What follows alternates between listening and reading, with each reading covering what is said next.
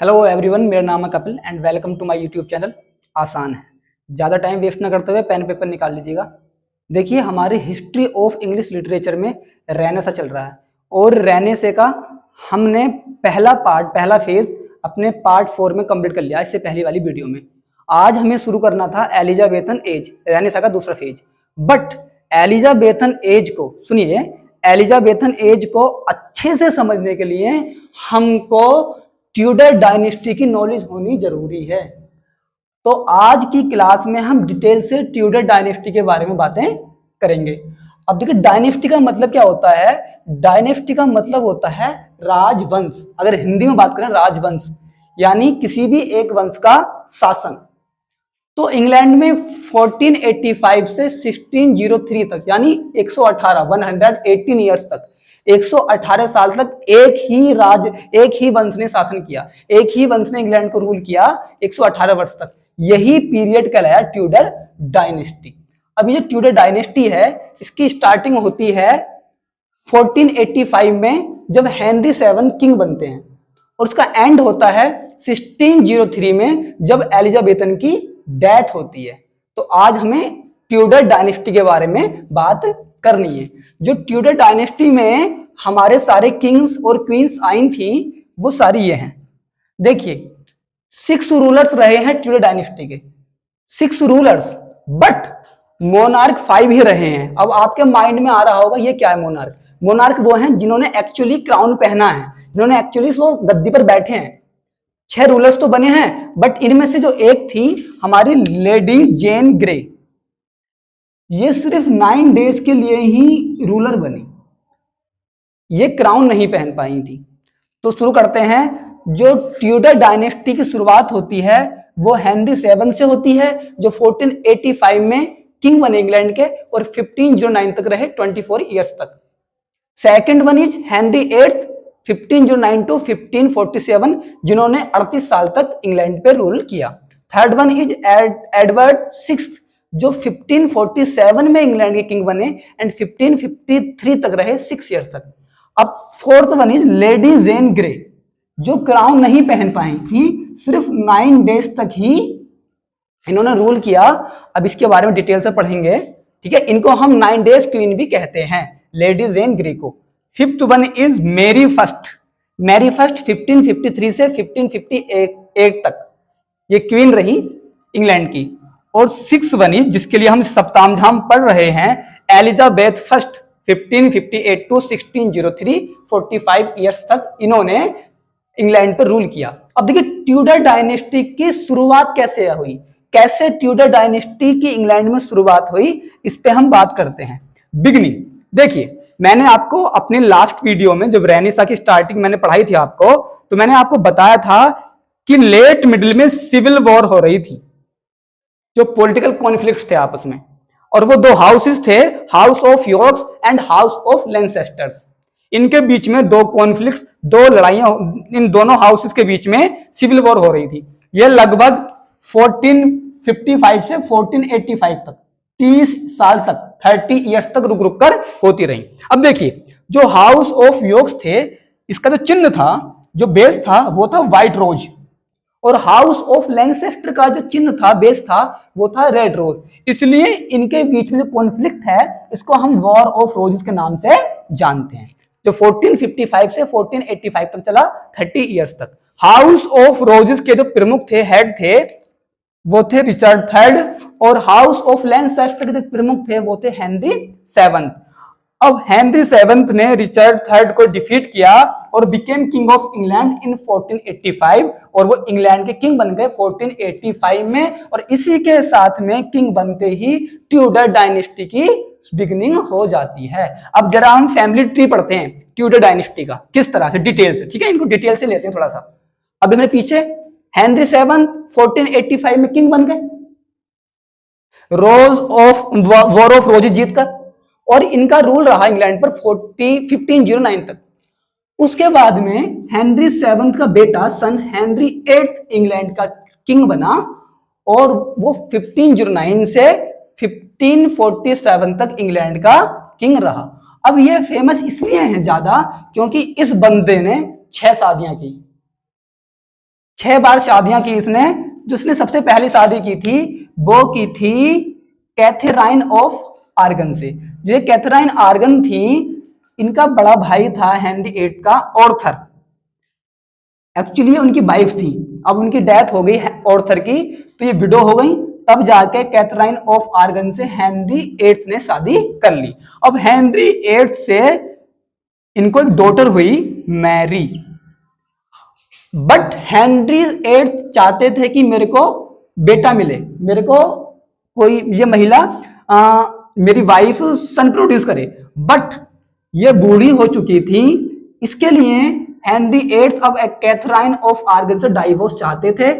इसके लिए Henry VIII pope के पास जाते हैं। पोप कौन होता था उस टाइम? रोमन कैथोलिक चर्च होते थे ना, तो जो रोमन कैथोलिक चर्च का फादर होते थे उसको हम पोप बोलते हैं। तो हेनरी VIII पोप के पास जाते हैं। उस टाइम पे उस टाइम पे रोमन कैथोलिक चर्च सर्वे सर्वा थे, हम पढ़ते आ रहे हैं अभी तक भी। तो पोप के पास जाते हैं और वो अनुमति मांगने के लिए कि भाई मेरे को डाइवोर्स चाहिए अपनी वाइफ से। बट पोप इस चीज के लिए कर देते हैं मना। तो उसके बाद क्या होता है, जो हेनरी VIII हैं ये एक एक्ट लेके आते हैं पार्लियामेंट में, एक्ट ऑफ सुप्रीमेसी बिल 1534। इससे क्या होता है, ये बिकेम हेड ऑफ चर्च, यानी हेनरी VIII अब चर्च के हेड बन जाते हैं। अब पोप हेड नहीं रहे, मतलब ये अब प्रोटेस्टेंटिज्म को सपोर्ट मिलने लगा। उसके बाद क्या होता है, जब ये चर्च के हेड बन जाते हैं तो ये अब डाइवोर्स दे देते हैं अपनी वाइफ कैथरीन ऑफ आर्गन को। यहां तक समझ आ रहा हो आपको?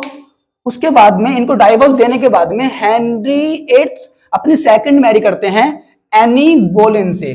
जी, एनी बोलेन से शादी करने के बाद भी इनको डॉटर ही मिलती है और उस डॉटर का नाम था एलिजाबेथ। अब होता क्या है, एलिजाबेथ भी हेनरी VIII को सन नहीं दे पाती है, बेटा नहीं दे पाती है। तो ये इनको ब्लेम करके उल्टा सीधा बोल बाल के ये एग्जीक्यूट कर देते हैं, बाहर निकाल देते हैं अपने कोर्ट से अपनी वाइफ को ही। उसके बाद में अपनी सेकंड वाइफ को एग्जीक्यूट करने के बाद में हेनरी VIII शादी करते हैं जेन से मोर से। फाइनली अब इस बंदे को अपना मतलब बेटा मिल जाता है जिसका नाम है एडवर्ड सिक्स्थ।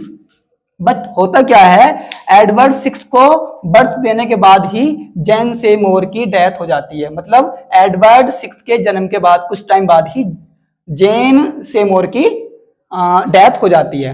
अब देखिए इतना होने के बावजूद भी इस बंदे ने इनसे अलग 3 शादियां और की।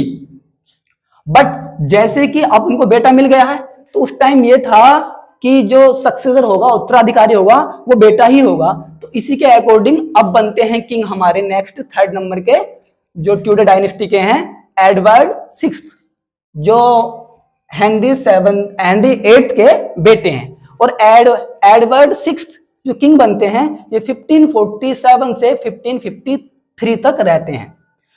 अब देखिए जो एडवर्ड सिक्स्थ थे ये 9 साल की उम्र में ही किंग बन गए थे। बट ये 9 साल की उम्र में किंग बन गए थे at the age of 9 years। But ये 6 साल बाद ही इनकी डेथ हो गई थी, डाइड आफ्टर 6 years, क्योंकि ये बीमार रहते थे, इनकी तबीयत ठीक ठाक नहीं रहती थी। बट देखिए एडवर्ड सिक्स्थ भी अपने बाप पर ही गया था बिल्कुल। हेनरी VIII प्रोटेस्टेंट था तो ये भी बंदा प्रोटेस्टेंट था, मतलब प्रोटेस्टेंटिज्म को सपोर्ट करता था। मतलब कहने का यही हुआ कि ये रोमन कैथोलिक चर्च को सर्वा नहीं मानता था। अब देखिए इस एडवर्ड सिक्स्थ को पता है कि मेरी डेथ के बाद, हाँ एक कहानी सुनिए। जिस टाइम एडवर्ड सिक्स्थ किंग बने थे उस टाइम जो उनकी बहन थी, सौतेली बहन जो एलिजाबेथ थी, ये थी 13 years की, 13 साल की। और जो मैरी थी काफी बड़ी थी, ये थी 31 years की। तो इसको पता है कि मैं जल्दी मरने वाला हूं, तो मेरे बाद अब क्वीन कौन बनेगी? मैरी बनेगी। बट इसको पता था कि जो मैरी है ये बहुत ही ज्यादा कट्टर है और ये कैथोलिज्म में बहुत ज्यादा विश्वास करती है। तो ये एडवर्ड सिक्स्थ चाहते थे कि मैरी क्वीन ना बने, इसलिए अपने मरने से पहले इन्होंने एक अपनी जैसे वसीयत टाइप होती है ना कि मेरे मरने के बाद क्वीन कौन बनना चाहिए, राजा कौन बनना चाहिए, मेरी संपत्ति किसको जानी चाहिए, इस टाइप से इन्होंने अपना लिख दिया divorce of succession.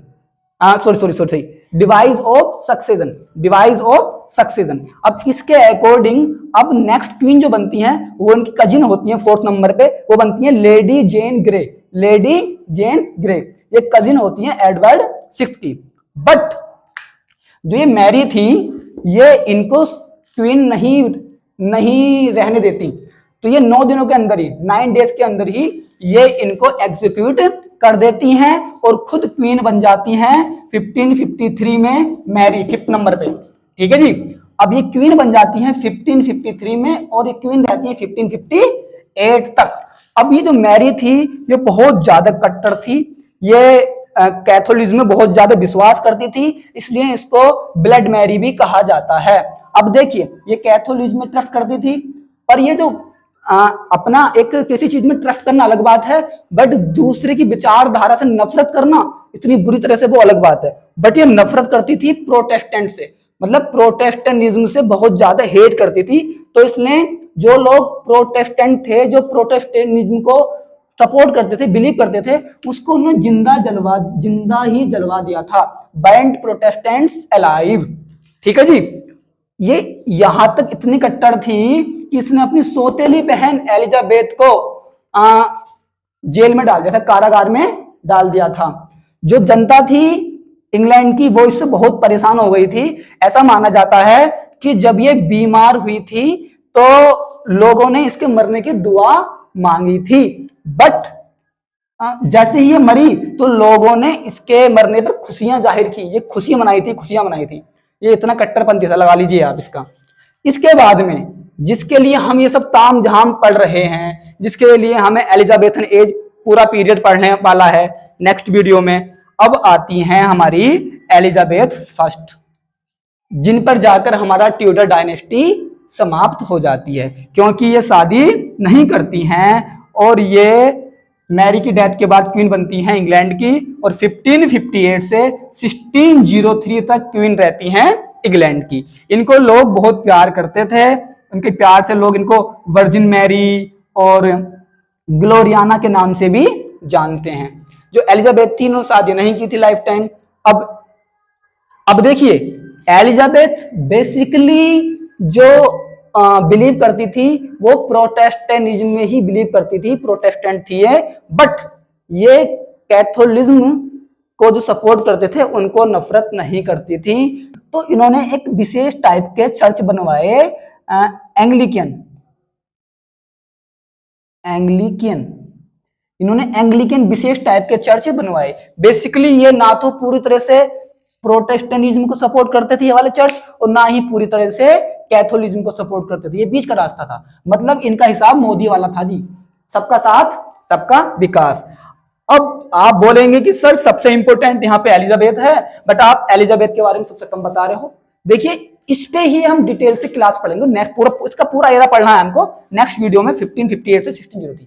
Next class हम रेनेसा का दूसरा जो फेज है एलिजाबेथन एज वही पढ़ने वाले हैं। अभी कैसे आया आप समझ चुके होंगे, आपको डिटेल से पता चल गया है। अब आपको नेक्स्ट क्लास लेने में पूरा मजा आएगा। ठीक है, आई होप आपको समझ में आ गया होगा। मैं थोड़ा स्पीड से बोला इस क्लास में जिससे कि मैं जल्दी कवर कर सकूं। आप स्क्रीनशॉट ले लीजिएगा और मिलते हैं नेक्स्ट क्लास में। बाय।